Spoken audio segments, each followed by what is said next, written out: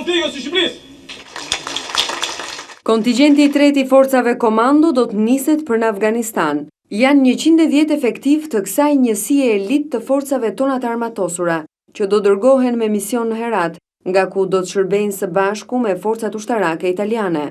Në ceremoninë e zhvilluar në repartin komando, zëvendës shefi i shtabit të përgjithshëm kundër Admiral Kristaq Gërveni ka theksuar se ky mision dëshmon përgatitjen e lartë të forcave të armatosura. Jeni në gjendje të përballeni me një lloj të ri, por jo më pak të rrezikshëm të luftës, atë ku përballja me armikun është më e kamufluar dhe më e befasishme. Dhe nuk duam të jemi thjesht një vend plus në NATO, por duam të jemi vend aktiv dhe të shfaqim vlerat e rralla kombëtare që kemi.